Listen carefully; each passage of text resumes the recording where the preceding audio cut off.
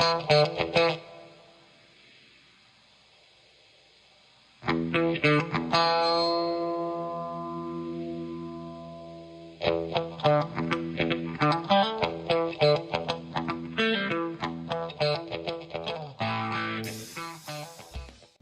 right, everybody. Well, welcome to the 4th Rational Physics Conference. My name is Dave Robison. One quick announcement before we begin.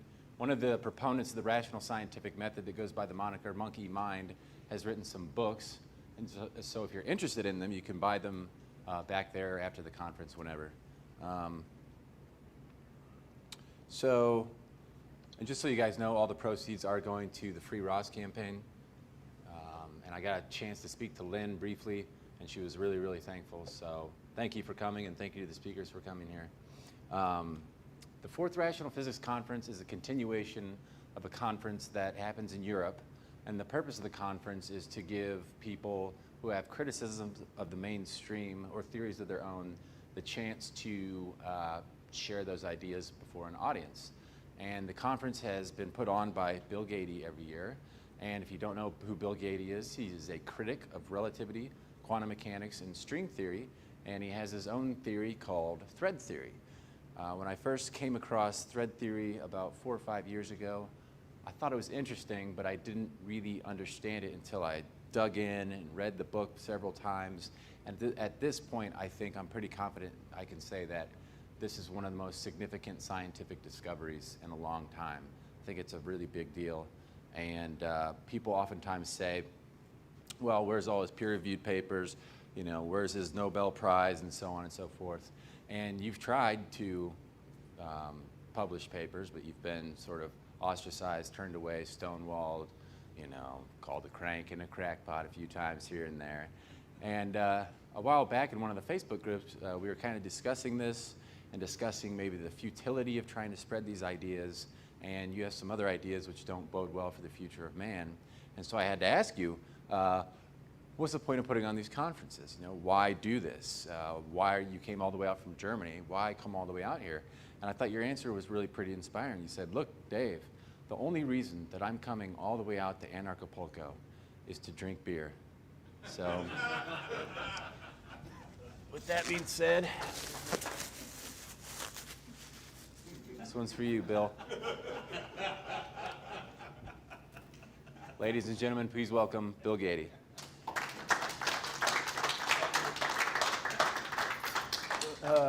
I was going to give an introduction, but I guess he beat me to it, Dave. So I don't need to explain much of that. The only thing I want to add to what he said is that the rational physics, rational science group criticizes the establishment. But what do we criticize? We criticize the mathematics of it. We say that mathematics, first, has nothing to do with physics. Mathematics has nothing to do with science. Science is about explaining, not about describing. Math is a descriptive language. It can only describe. I can tell you how fast something runs. I can tell you how fast what the acceleration of gravity is. But I cannot explain to you what gravity is or how it does its magic. For this, there's only one way. You have to try to figure out what invisible object is doing the mechanism. And that's what I'm going to explain today. I'm going to do it with black holes. I chose the black hole because the black hole is like the ingrown toenail, the smoking gun of relativity. It's as irrational as it can get. If you can't get past the irrationality of a black hole, I'm wasting my time today. I should pack my bags and leave. If I can't make my case today with a black hole, I got to leave. I have nothing more to offer, okay? I called my presentation, The Rope Hypothesis Rationally Explains Dark Matter, Black Hole, and Big Bang. And I'm going to go through 4 steps here. The first one is I'm going to argue that there is no such thing as a black hole. You read about black hole every week, that they discovered one, that they saw one, that they proved it, whatever. And I'm going to argue that there's no such thing as a black hole. Why? Because you heard of impossible objects. Okay, you got the tri-bar, you can't produce this in 3 dimensions. You've got the Penrose staircase, the impossible cube. You have all these things which are known as impossible objects. They're irrational objects. And that's where the black hole belongs. It's an irrational object. Okay, that's what I'm going to show today. Then I'm going to go in there and explain phenomena that currently is attributed to black holes, and I'm going to give you a totally different scenario. You're going to see with your own eyes a different perspective. Now, I haven't come here to convince anyone. I haven't come here to persuade or recruit anyone. I just want to give you something that you can compare and make your own decision. That's the way science should work. We should not shove down your throats a theory and say, it's been proven, we have the truth. No. I explain, you understand, we're done with science. What continues now is religion. I'm going to explain phenomena attributed to black holes. Then I'm going to explain phenomena attributed to dark matter as well. And finally, I'm going to argue against another icon of relativity, which is the Big Bang. I'm saying it never happened. There was no beginning to our universe. Okay? So on with the first one. There's no such thing as a black hole. What is a black hole? What is the definition of a black hole? When you look up this term, what are they talking about? That's the first one I'm going to go through. Then I'm going to go through how many dimensions a black hole has. We're going to find out the black hole has many dimensions. What is a black hole made of? I think it's a rational question to ask. If it's a physical object, what is it made out of? Have we ever discovered a black hole? Have we ever seen one? Have we ever proven black holes? And I'm going to get testimonies, official testimonies on that. And finally, if we have not proven the black hole, then we have to conclude that maybe the black hole is beyond human understanding, and we have to accept it like we accept other religious things on the basis of faith, authority, or whichever one you want. Okay? So on with the first one. What is a black hole? Well, when you do some research, very light research, you find out that the black hole has essentially two definitions. There's two notions of a black hole. On the one hand, you have the black ball, and on the other one, you have a region of space or of space-time. So you have these two notions. We have NASA treats it like an object, as a black ball. And here's the testimony. This is directly from these websites, right? Black hole, a great amount of matter packed into a very small area. They're talking about small, not zero dimensional, they're talking about small. Think of a star 10 times more massive than the sun squeezed into a sphere. They're talking about a sphere, they're not talking about zero dimensional. Approximately the diameter of New York City. Diameter, again, something, right? Greater than zero. Gravity is so strong because matter has been squeezed into a tiny space. Again, all the representations, you're talking about something. There's something that has size, diameter. You're talking about a black ball, okay? Wolfram physics treats it as an object. Space.com, two lines there only. Relatively small, you see it there, and city size range. So again, they're all talking about something, a little ball of some kind. The star shrinks and turns into a ball. Not into nothing, but into a ball. And then we have the other side, where they treat it as a concept, a region of space or of space-time, depending on who you talk to. And Berkeley says it's a region of space, but the good one comes from Max Planck Institute. It says a black hole is not a tangible object. Making it clear, you're not talking about a ball, you're not talking about a tangible object, but it's a region of space. It says later on, it says black holes themselves are not solid objects. They said object, okay. It's not a solid object. There's nothing there. Okay, so we have these two notions. Now, there's a difference between a ball and a region. Now, I know some of you are not from this planet, so I'm going to show you something that is from our planet. Our planet is Earth. And this is the mysterious black ball, okay? Now, black ball, can you all see this? Yes? Why can you see it? You can see it because you have light reflecting to your eyes, or the ball is emitting light to your eyes, some signal, and you capture it with your eyes, you see it. But before you can do that, there's got to be a precondition.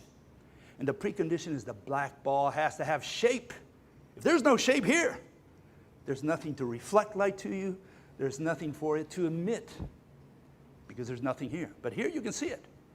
Now this is a region of space. You can see it here between my two fingers. In fact, I'll take my fingers out so you can see it better.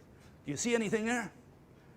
How can a region of space send you any signal?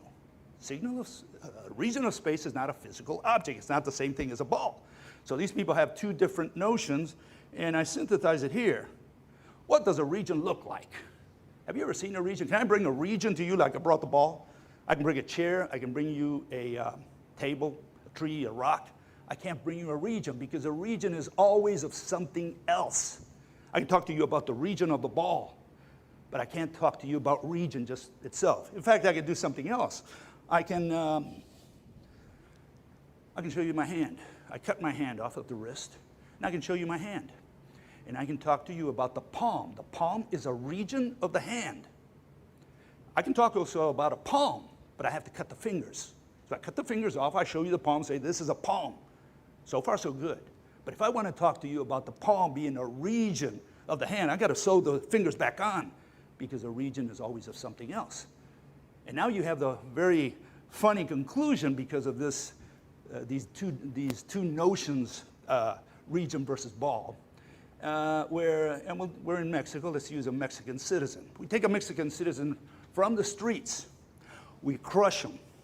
We smash them. We make them as small as possible, and we turn them into a region of Mexico. Sounds like a plan? That's what they're doing. They're taking a star. They're shrinking it. Here's a standalone object, and they're converting it into a region of space-time. What sense does that make? Right there, they have, first, a contradiction in the definitions, and second, they draw these conclusions that a standalone object becomes a region of something else. Makes no sense whatsoever. Okay, how many dimensions does a black hole have? Well, one of the persons who most worked on black holes originally was Chandrasekhar. He was an Indian student who went to Great Britain, and he became famous, eventually got the Nobel Prize because of his work on black holes. This is what Chandrasekhar said. There is a limit to the repulsion that the exclusion principle can provide. When the star got sufficiently dense, the repulsion caused by the exclusion principle would be less than the attraction of gravity. Chandrasekhar calculated that a cold star of more than about 1.5 times the mass of the sun would not be able to support itself against its own gravity. It would collapse completely. Eddington, who was his boss, nixed that. He said, no, I'm not going to let you continue in this line of work. He thought it was simply not possible that a star could collapse to a point. And this was the view of most scientists in those days, and Einstein himself wrote a paper in which he claimed that stars would not shrink to zero size. And then Chandrasekhar wins the Nobel Prize, and he had shown that the exclusion principle could not halt the collapse of a star more massive than the Chandrasekhar limit. And that's in A Brief History of Time by Stephen Hawking. So this is official, this is the current thought. So here we have a star, collapses to nothing, to 0 dimensions, okay? Here we have the BBC. They made a documentary in which another rising star, Brian Greene, says something different. He says the black holes are collapsed stars, massive objects crushed to a fraction of their original size. Now this is not 0 dimensional. Now they're talking about fraction and size. So again, we have these two versions. Which is correct? Does a star collapse all the way, or does it remain as a ball at the end? So he's representing the black ball, whereas the testimony just now by Stephen Hawking is that it's nothing. It's 0 dimensional. So we have 0 dimensional and 3 dimensional. Someone asked the question, how many dimensions does a singularity have? And several of the mathematicians, not physicists, gave answers. I picked out 2 because they addressed 2 separate issues. The first one said, the concept of a singularity is a mathematical concept, not a physics concept. And this is funny because we have constantly, in fact, I think I have it here. In the string theory, it says it very clearly. The language of physics is mathematics. So it's the language of physics is mathematics. Here they're saying something different. They're saying the concept of a singularity belongs to mathematics. It does not belong to physics. So we have a contradiction. They go around in circles. You say, well, how many dimensions does a black hole have? They said X. You say, well, but that's mathematics. Yeah, it's mathematics. It's got nothing to do with physics. And then they tell the astronomers, go look for it. Now they're looking for something in the sky. What are they going to look for if if this is a mathematical concept. We have these contradictions constantly over and over. And the second answer which I picked, it says if we think just in terms of space, it's zero-dimensional.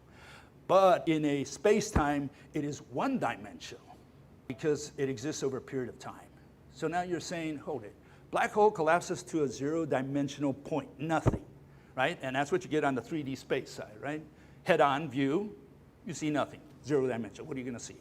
But then if you see this in time, now you see a movie, this zero-dimensional point traces a one-dimensional line which comes out of the other side in another universe as a zero-dimensional entrance. Now, have any of you tried to enter a zero-dimensional entrance ever in your life? Have you ever tried to crawl through a one-dimensional line? This belongs totally in mathematics. What does this have to do with physics? It has nothing to do with physics, but they go around and around and around. How many dimensions does a black hole has? I can tell you right now. It has zero-dimensional if you're talking about space, right? Right there it says so. It has one-dimensional if you talk about space-time. It has two dimensions if you take a ball and squeeze it down to like if you project it onto a two-dimensional platform. And it has three dimensions if you're going to look for it with your telescope. So how many dimensions it has? It has 0, 1, 2, and 3. There's your answer. They covered every base. Luis Lehner and Franz Pretorius, these guys published a paper saying, we showed, this is a peer-reviewed paper, this is official, the black hole's radius is 0. Very clear. There's no radius, there's nothing there. That's not what they draw. Look what they drew. They talk about, I hope all of you can see that black dot in the center. That's two-dimensional at least. It's got width and height. And that's a representation of a three-dimensional ball. So we have three dimensionals, two dimensionals, and these guys are telling you it's zero-dimensional. So which is it? And that's just the dot in the center. If you talk about the event horizon, which is the so-called limit, the region of influence of a black hole, now you're talking about at least 2D and 3D. So what they draw, physics, has nothing to do with what they publish, which is math. They publish math, and then they talk, and then they draw or illustrate physics. Two different things. And then again, someone here says the radius of an event horizon increases as the mass of the black hole increases. Now we're talking about radius, we're talking about size again. So they go back and forth. So what's the problem with all this? Well, the problem is that in physics, when they want to talk physics, when they want the common man who doesn't know anything about mathematics or what these guys are referring to, they say, look, that's a black hole.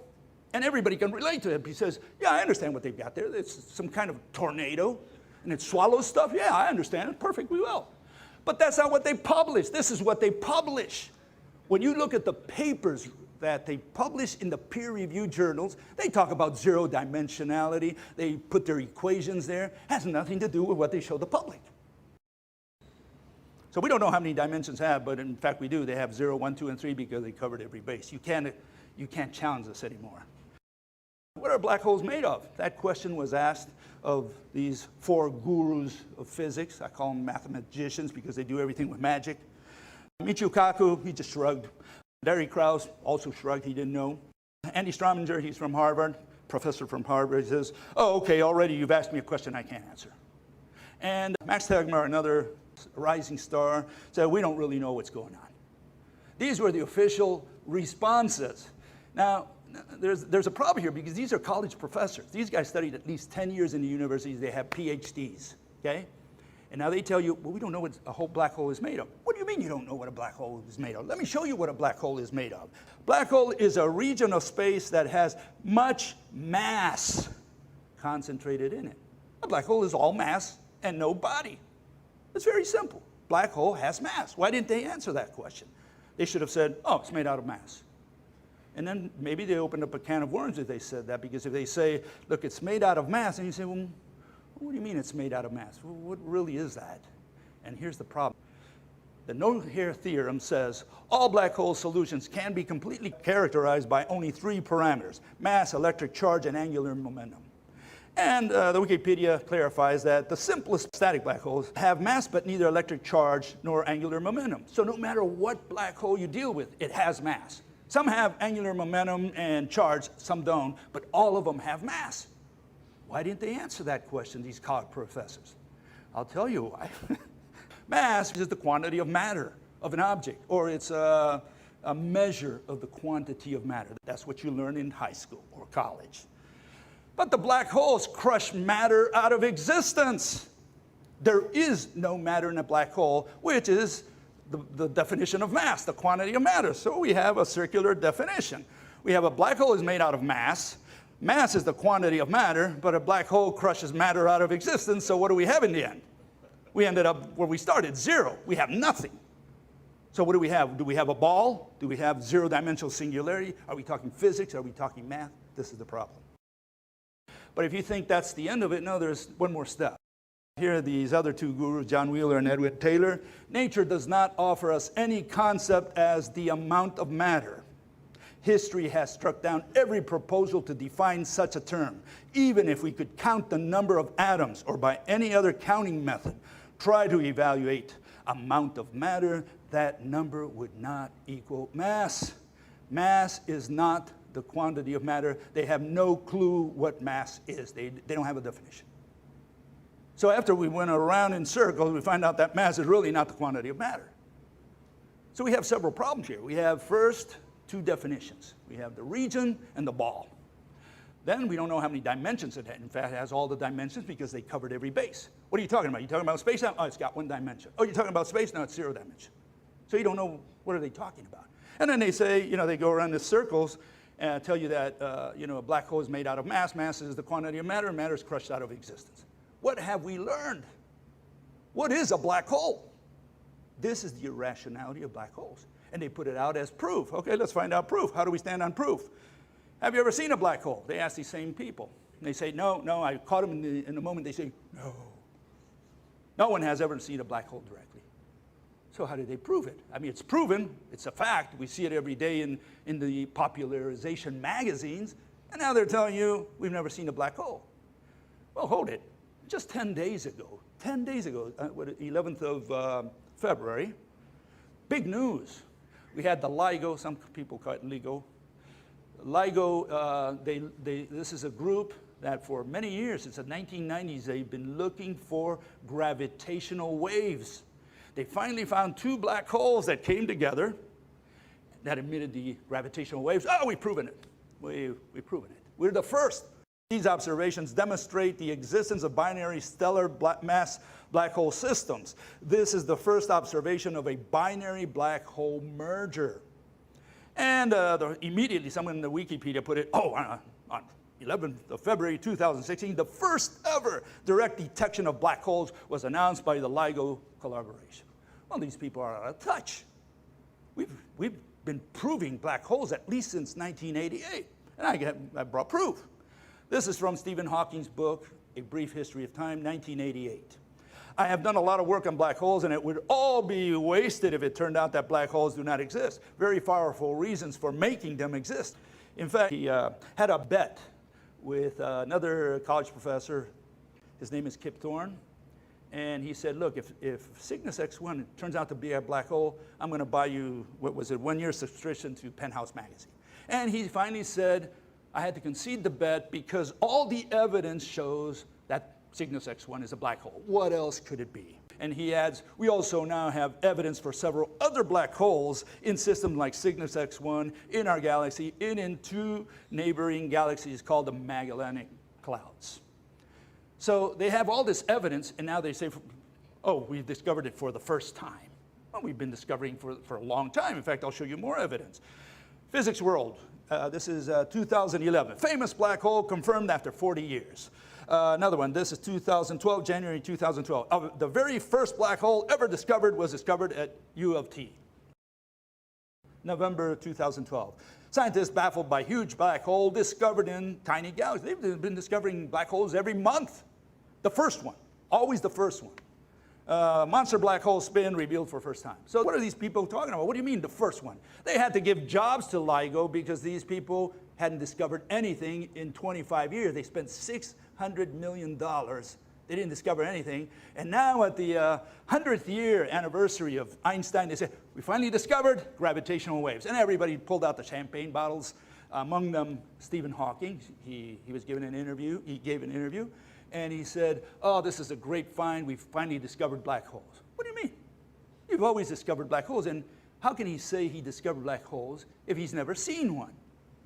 Has Stephen Hawking looked through the scope and seen something? No. Someone else did. So he's taking their testimony and putting it as his. He's not an expert witness in this. He's never seen a black hole in his life. Why should I trust his word? Has he ever seen one? Can he bring me a black hole? Can he draw a black hole, a zero-dimensional singularity? He's never seen a black hole, so he's not an expert witness. An astronomer might be able to tell me, yeah, I've seen one. Okay, but not Stephen Hawking. What are they doing? They're using his authority to convince you, the public, oh, if Stephen Hawking says so, it's law. He's not an expert witness in this trial. He shouldn't be called to trial. So they asked the astrophysicists at NASA, who was the first person to discover a black hole? And they answer, black holes cannot be observed directly and therefore cannot be discovered. They only look at it through indirect evidence. What does this mean? It means they're not proving anything. They're making an assumption. They're saying, let's assume there's a black hole, that black holes exist. We see something, what could cause it? It must be a black hole. That's an assumption. That's not a proof. And they're turning their assumptions into proofs, into facts. That's what they're doing here. What? To convince the public, to say, look, we know what we're doing. But they can't define it. They can't tell you how many dimensions it has, but they've seen it and they've proven it. We got a problem.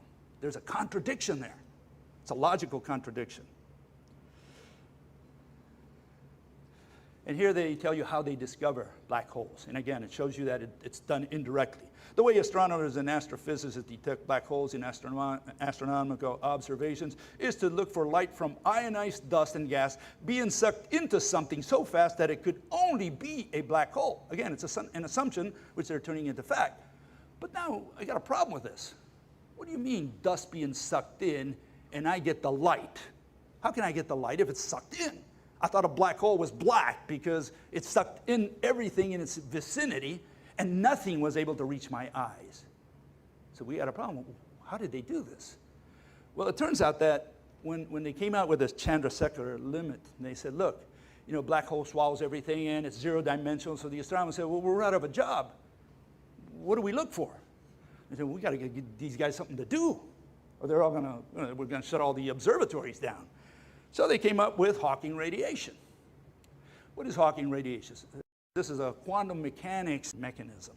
Vacuum fluctuations cause a particle-antiparticle pair to appear close to the event horizon of a black hole. One of the pair falls into the black hole while the other escapes. To an outside observer, it would appear that the black hole has just emitted a particle. So we have to understand what they're saying here. They're saying space is made out of particles. You take a particle and an antiparticle, you put them together, and you end up with nothing.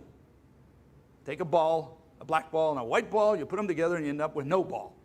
That's what they're saying, okay? That's space. Space can do the opposite. It can break apart the two, and you have a particle and an antiparticle, a white ball, and in this case, a blue ball and a red ball, right? The blue ball falls in. It doesn't matter which. It could be the antiparticle or the particle. Why does the red ball leave? What allows the red ball to leave if this area here is all full of gravity pointing to the center of the black hole? These people are saying, in other words, gravity stops at the event horizon. If you stand at the edge of the event horizon, you won't be sucked in. You're out of the gravity's range. If you take a step over, you get sucked into the singularity. But as long as you don't step over that line, you're okay. That's nonsense. Any star has an infinite radius, to use that term, for gravity. The Earth pulls on the moon a little outside our atmosphere. Imagine if you were just standing on our atmosphere and say, well, fortunately, you know, gravity doesn't affect me because I'm outside the range of gravity. That's what they're saying. They're saying that the red ball can escape because there's no gravity there, and so it can just drift away. That's nonsense. It should fall also into the black hole. There should be any radiation coming out of a black hole. But if they did that, all the astronomers would be out of a job. So they had to create this nonsense called Hawking radiation. And now they look for these sparks out there. This is how Hawking represented in his book. You can see the antiparticle escaping to infinity. But gravity is not to infinity, just the particle escapes to infinity, right? This is what they observed. They observed gases being sucked into something, or nothing, whichever way you want to look at it. So the gases of a star are sucked in somehow, and they said, well, it's got to be that black hole. It's got to be something there that's pulling it in. All this mass, runaway gravity, it's pulling all that gases in. Okay, we all understand that. We say, okay, sounds reasonable. Okay, what else do they observe? They observe a star going around nothing in circles. They observe with their telescopes, they take measurements, they say, this star is moving quite fast, it's moving around nothing, we don't see anything in there. Now, it could be, some other object that we can't see, but they say, no, it's got to be a black hole because of the mass, and, it's just, this star just goes around it. And so they illustrate it like that. They say, that's what's happening.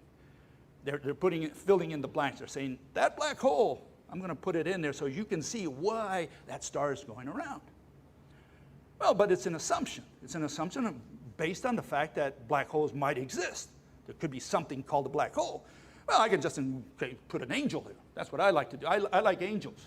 They're moving the star around. And here I have an angel sucking all the air in there. I mean, I can put anything in. It's an assumption. Have I proven angels? No, it's an assumption. I say, let us assume there are angels. And if you concede my assumption, then I can explain to you anything. And that's what they're doing with a black hole. So what are the conclusions? Well, it's an irrational entity. First, because, again, we don't know how many dimensions it has. We don't know if it's a black ball or a region. We don't know what mass is. They have never defined the word mass. People will argue for centuries with me. Mass and weight are exactly the same thing. And when I say that, people get so offended at me. But they've never been able to isolate mass from weight. Why? Because we measure them in the same way. You want to measure mass? In fact, that's what we had. The master is kept, of the kilogram, is kept in Paris. And it's a chunk of metal that weighs 1 kilogram. And we say that's 1 kilogram of mass. How do you know it weighs? Did you count all the atoms in there? Is it the quantity of matter? No. They weighed it. They said, this is going to be the kilogram. So weight and mass are the same thing because they have never been able to isolate one from the other. They don't count atoms. They don't count particles of matter. They measure. And when you measure, when you weigh or whatever you're not, then you can't distinguish mass from weight. And so these people have no definition for mass, and no one has ever seen a black hole. But if you read any popularization of the black hole, you will find always the same thing. They've proven it, it's a done deal, nothing to argue. And this is what should make you stop and think that something is wrong with mathematical physics. Okay, so this is what we got to answer. We have a star going around something or nothing. We have to answer, what's happening here? This is a real thing that they're observing in the sky. We got to, if it's not a black hole and it's not angels, what is it? We got to answer this question. Scientists can't avoid it. And the same thing here. If gas is being sucked into nothing, how do we explain this? What's going on out there in the sky, in the night sky? So that's what I'm going to answer now. I'm going to give you something. Again, I haven't come here to convince anyone. Came here just to give you an alternative so you can choose, make up your own minds. Okay? When you're in high school, you're taught that the light is an electromagnetic wave. Okay? What is a wave? Well, according to Niels Bohr, early part of the century, of the 20th century, he said the electron jumps back and forth from the different energy levels. It drops to a lower energy level and emits a quantum of energy. And when it rises, it absorbs a quantum of energy. So that's what you're seeing here. That's the quantum leap there, quantum jump. And when it falls to an energy level, it emits a wave, it emits a quantum of energy, and that's the wave that you see running out there. It's the electromagnetic wave. And it's made out of an electric field and a magnetic field at 90 degrees to each other, okay? What are the problems with this setup, with this thing that they teach us in high school? There's no such thing as a wave. Wave is what something does. A flag waves, but I can't say a wave waves. Wave is what something does. You can say the water wave, but you can't say the wave waves. What's the object that's waving? Well, they tell you there is no object in the case of light. And some people say, well, it's the ether that's waving. And some people, there's a big fight on whether there is something called an ether out there. Most people believe there's no such thing. But the point is, there's no such object as a wave. Wave is a verb. It's not a noun, okay? And they've turned it into a noun in physics, or in mathematics, really. Second, the wave is 2D. Each one of the components, the fields, are two-dimensional. And there's a problem with that because you have situations like the photoelectric effect, where Einstein, in fact, showed that the quantum packet is hitting an electron and taking it out of its orbit and causing electricity to flow. If you point a light to a shiny metal plate, it emits electricity. There's a current flowing. And they're saying what's hitting it is light, and it's forcing the electron beads to flow from one atom to another, and that's current. Well, we had a problem with that because then if the wave is two-dimensional, how does it interact with three-dimensional objects? So we can't fit the two-dimensional wave or the two-dimensional fields in with three-dimensionality interaction. That's where the problem is. Orthogonality, the electric field goes 90 degrees to the magnetic field. Why? Why would it? In fact, when you're in high school or college, they show you something like this. Let's see, loosen it up, right? They go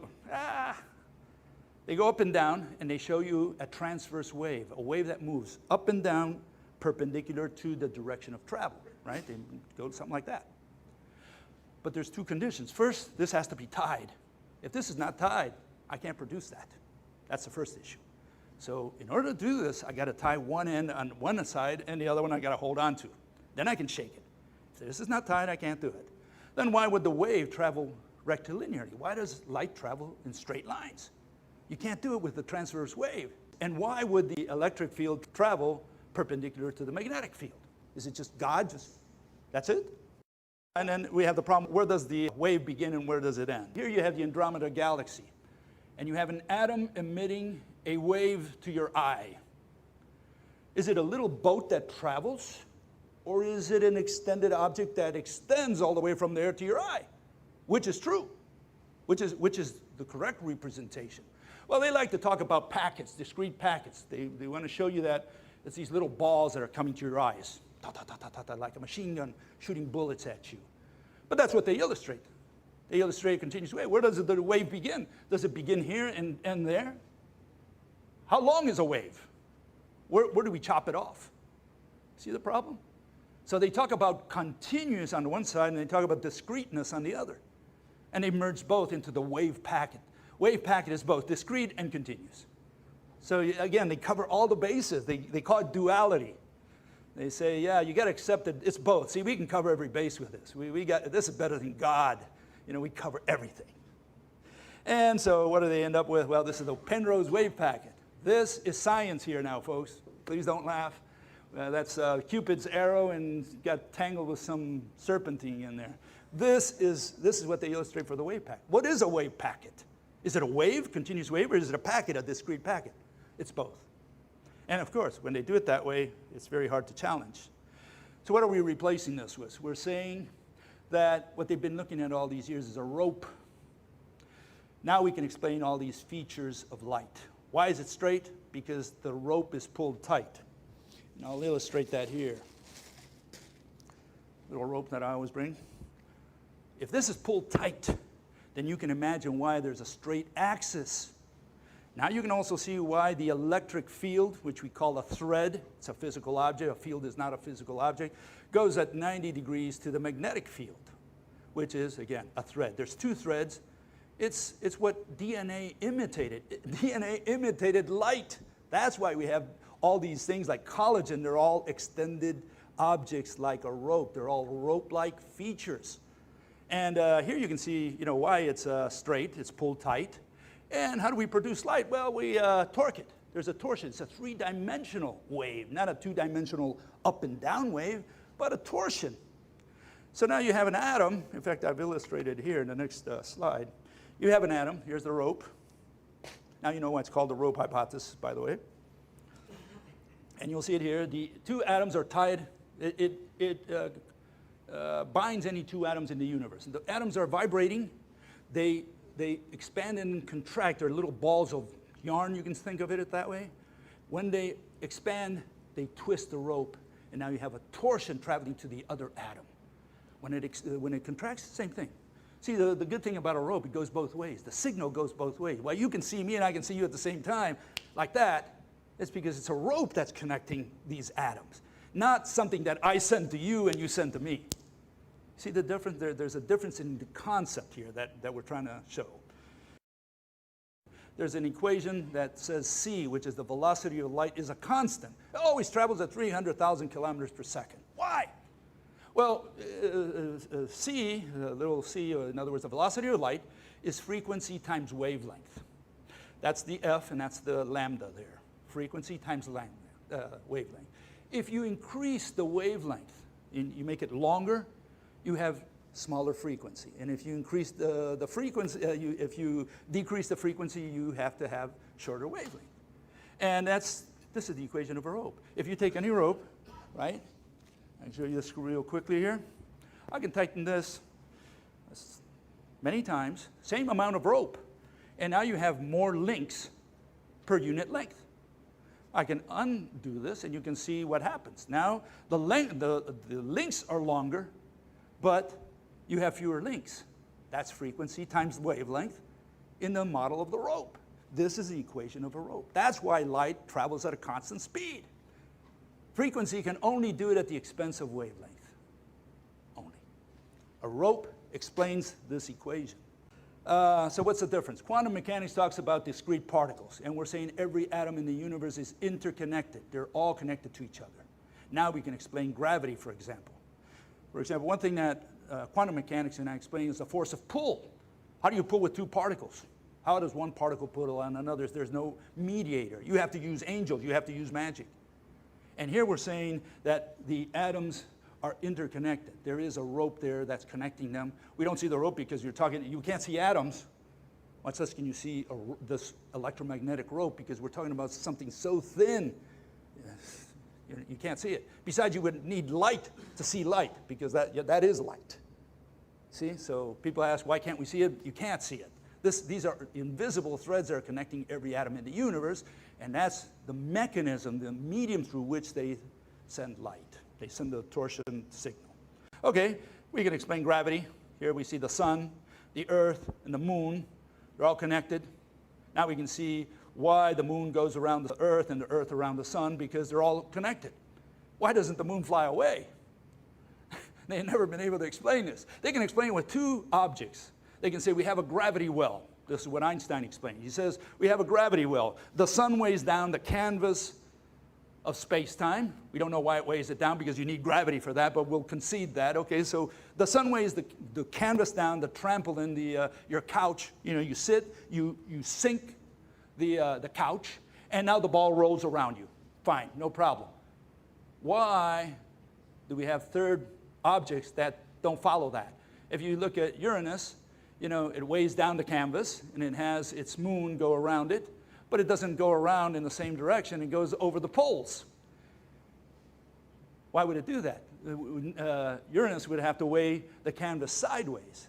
Then you have the case of Pluto. Pluto it has Charon, which is its moon, and faces the sun like a bullseye pattern, like you're seeing right now from me.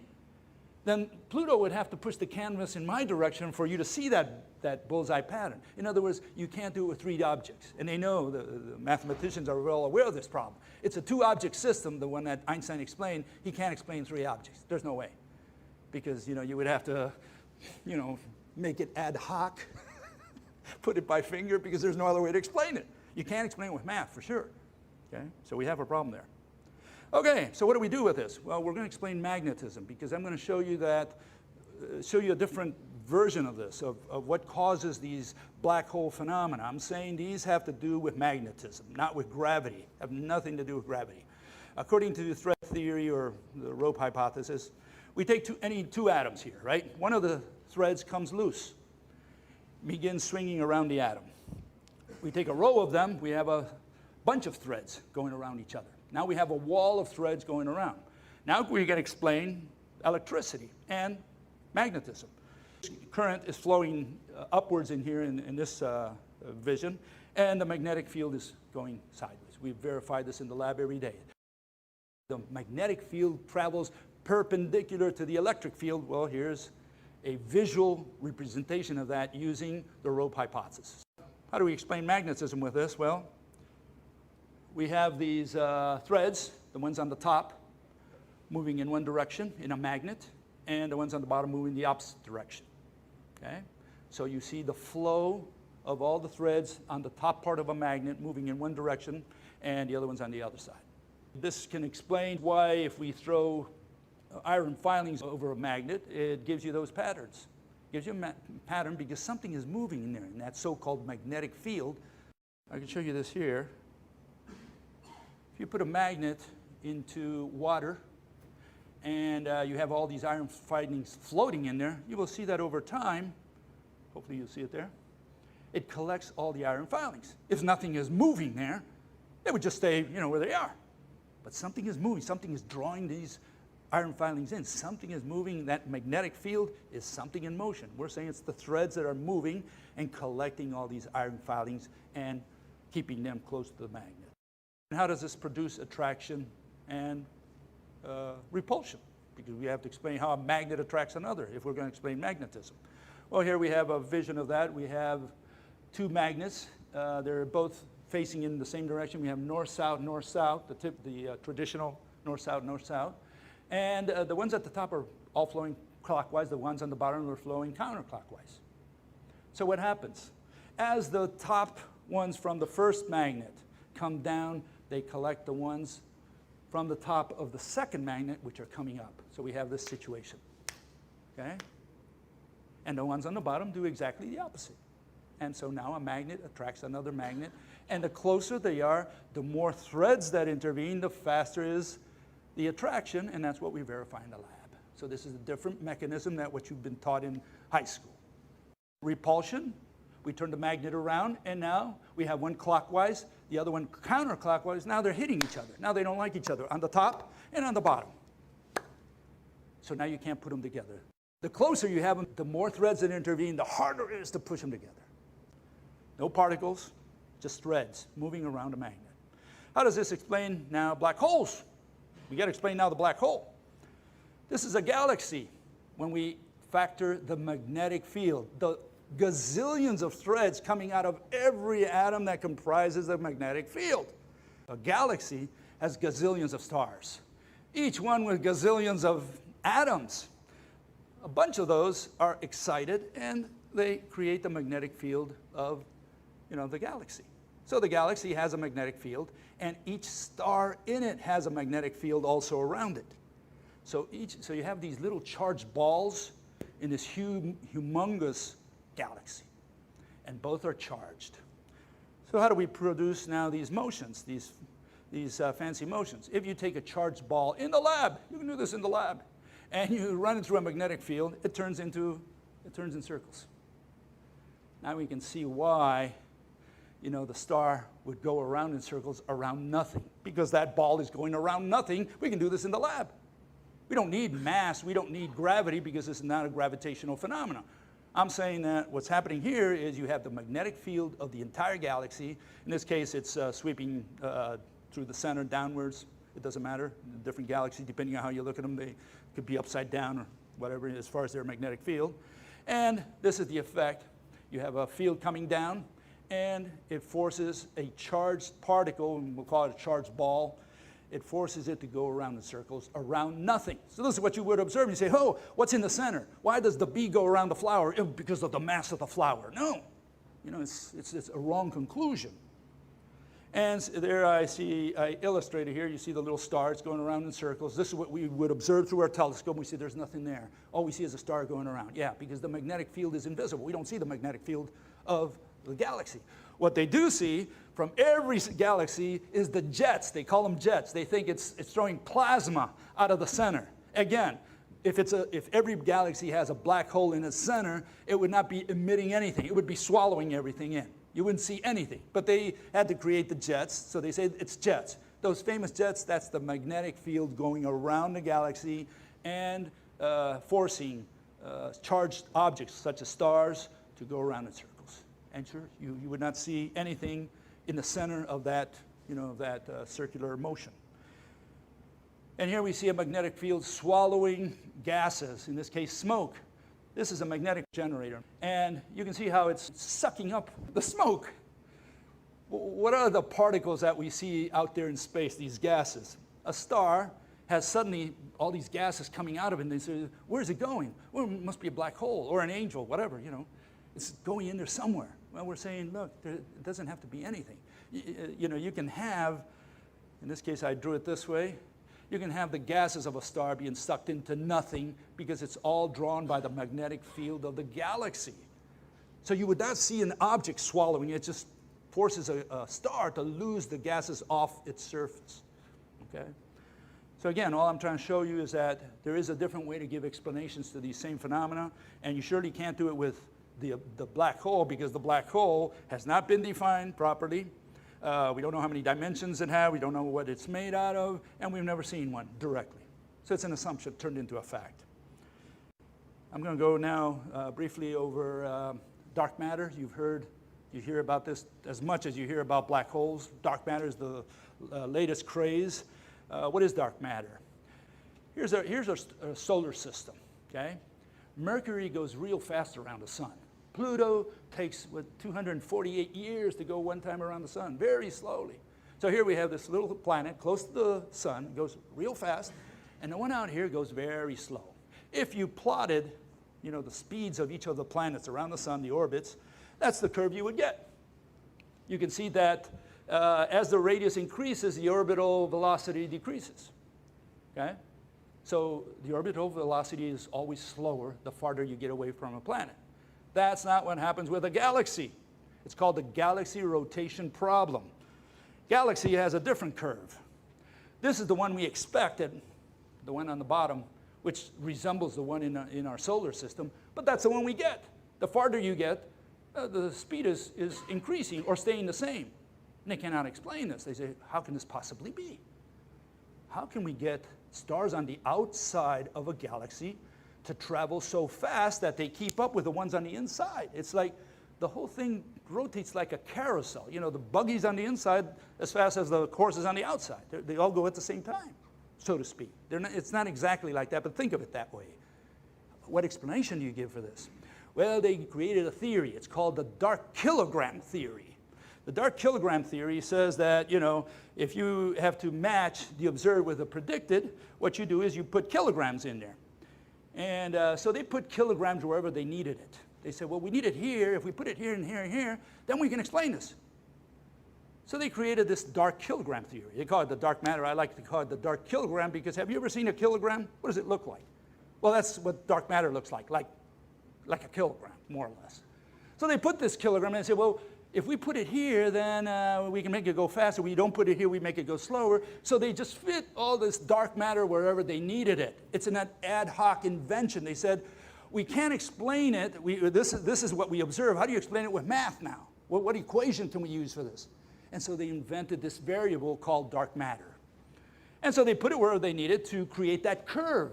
They need to just, you know, explain the curve, and they can't explain it. So they said, well, we're going to look for it, but meanwhile, this is the distribution. And if you look at a galaxy, yeah, they did it on the outside. Usually it's on the outside of a galaxy. The question is, why doesn't this dark kilogram invisible nonsense exist between the Earth and the Moon? Don't we have kilograms here as well, dark matter between the Earth and the Moon?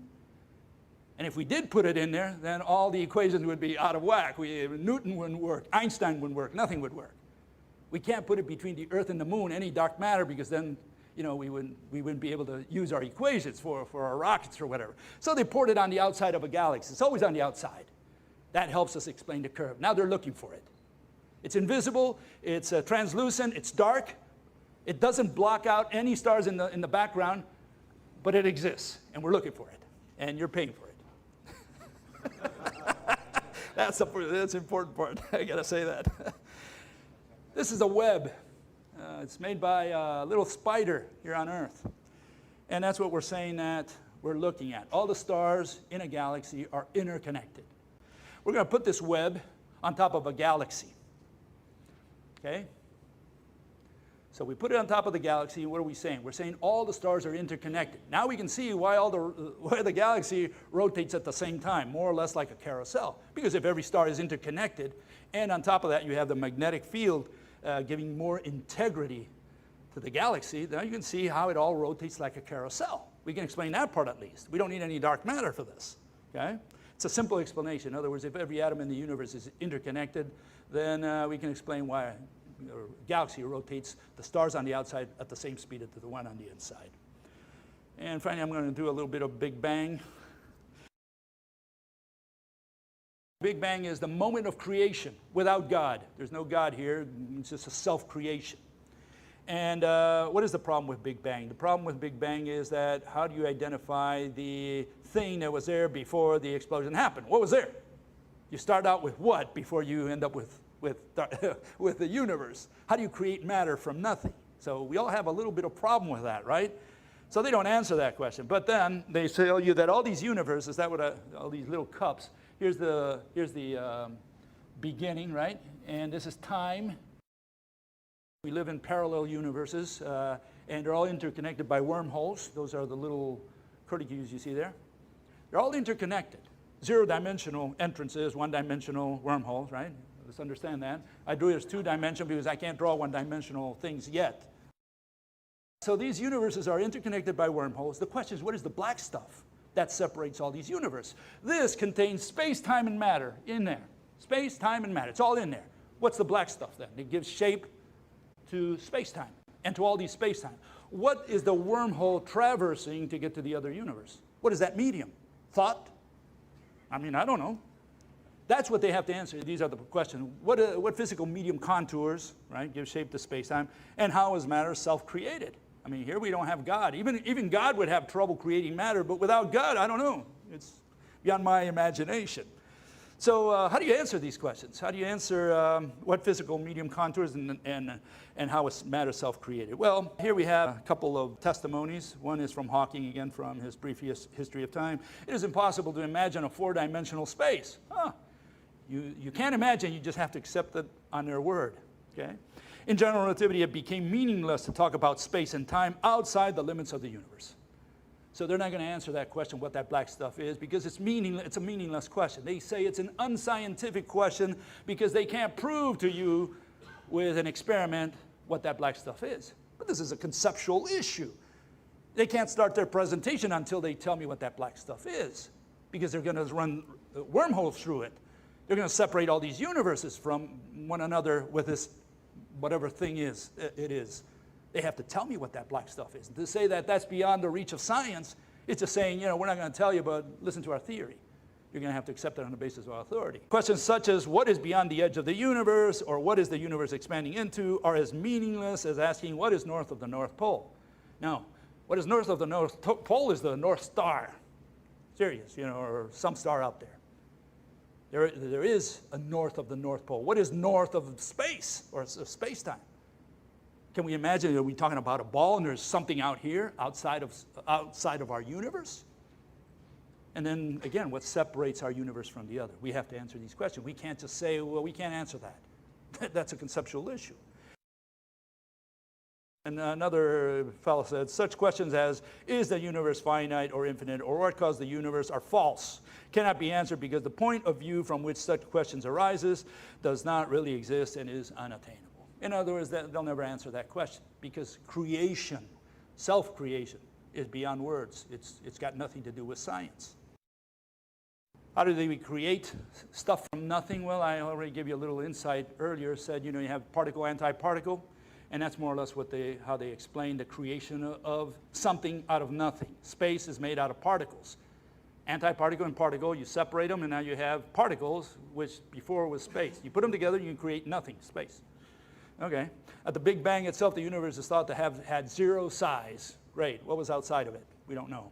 In quantum theory, particles can be created out of energy in the form of particle-antiparticle pairs. So now we can create energy from that. That means we have something, which is called energy. But that just raises the question where the energy came from. Okay, look at the explanation. The answer is that the total energy of the universe is exactly zero. Why? Because we have positive energy, negative energy. That's a mathematical calculation. That's minus E plus E goes zero. What does that have to do with physics? They're saying that we have zero energy. That's the starting point. Now we separate positive from negative energy. We create matter. We have matter, antimatter, and now for some reason we ended up with matter, which is us, right? And the antimatter maybe went to another universe. I don't know. You see the problem? These are all irrational explanations. We're not attacking the math. We're not saying, the math is wrong. We're saying the explanations, the physical interpretations they give us, the physics part is absolute irrational. It's not wrong, it's not incorrect, it's irrational. They cannot, they tell you, we have Richard Feynman, he's a 1965 Nobel Prize winner, and he says, no one understands quantum mechanics. That's what he said. We're talking about 1965. By that time, quantum had been around for 50, 60 years. Arthur Eddington, guru of mathematics of England, he said, there's only two people in the universe who understand general relativity, and he was referring to Einstein and himself. So nobody understands these theories. They can't. There's no way. They cannot explain them to you in a rational manner that you would understand. They say, you want to understand it, you got to go to college and learn math, then you'll understand it. Then you'll be brainwashed in the right way. It's nonsense. It's all nonsense. Here's another testimony. This is from Brian Greene in The Fabric of the Cosmos, a popular documentary. He says, empty space is far from empty. In fact, it is teeming with activity. Particles constantly are popping in and out of existence. They erupt out of nothingness, quickly annihilate each other, and disappear. So it's all magic. I call it mathemagicians because it's all magic. What is this? Is this science? This is physics? This means that they have the wrong hypothesis. They have the wrong starting material. And they have to cover for that with these theories, these mechanisms. The quantum mechanics empty space is not that empty. Another from Leo Susskind. It is full of fluctuating fields, full of sorts of jittery things going on. So this is the establishment's version of how particles get created from the void, from nothing, from the vacuum. Antiparticle, they separate, and you put them together and you create nothing. Okay?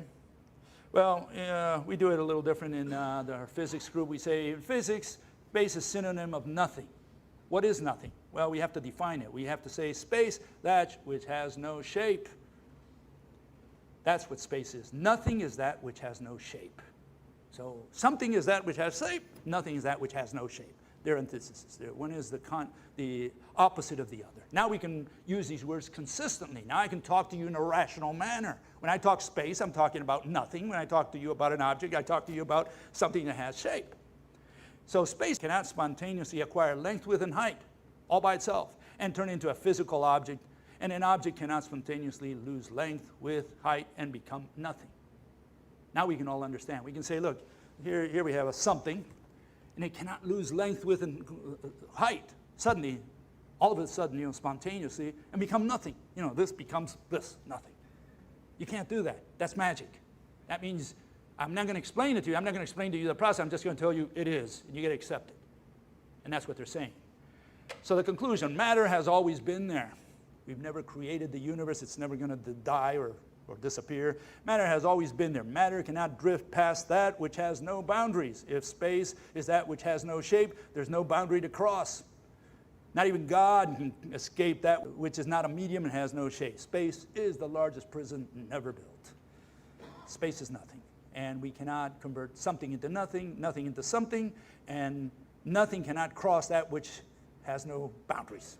Now we can make sense of this. There is no Big Bang. That's it.